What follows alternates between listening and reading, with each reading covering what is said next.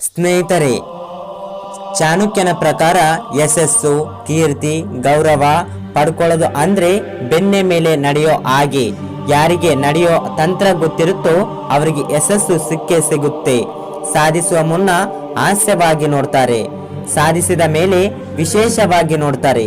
ಆದ್ದರಿಂದ ನೀವೇನು ಅಂದುಕೊಂಡಿದ್ದೀರೋ ಅದನ್ನ ಅರ್ಧದಲ್ಲಿ ಕೈ ಬಿಡಬೇಡಿ. ದೊಡ್ಡ ಆನೆಯನ್ನು ನಿಯಂತ್ರಿಸಲು ಒಂದು ಅಂಕುಶ ಸಾಕು. ಅಂಧಕಾರವನ್ನು ಅಳಿಸಲು ಒಂದು ಸಣ್ಣ ದೀಪ ಸಾಕು.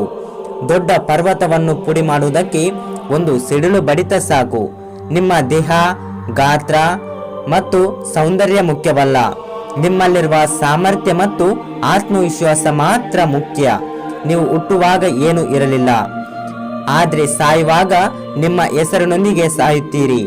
ನಿಮ್ಮ ಹೆಸರು ಬರೀ ಅಕ್ಷರಗಳಿಂದ ಕೂಡಿದರೆ ಸಾಲದು, ಅದರಲ್ಲಿ ಒಂದು ಇತಿಹಾಸ ಎಂಬುದು ಇರಬೇಕಾಗುತ್ತದೆ.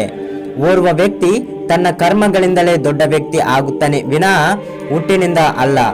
ಬಡತನವನ್ನು ಭಾಗ್ಯದಿಂದ ಬೆಳಗಬಹುದು. ಶುಚಿಯಾಗಿದ್ದರೆ ಸದಾ ಬಟ್ಟೆಗಳು ಸಹ ಸುಂದರವಾಗಿ ಕಾಣುತ್ತವೆ. ಬಿಸಿ ಆಗಿದ್ರೆ ರುಚಿ ಇಲ್ಲದ ಆಹಾರವು ಕೂಡ ಇಷ್ಟವಾಗುತ್ತದೆ.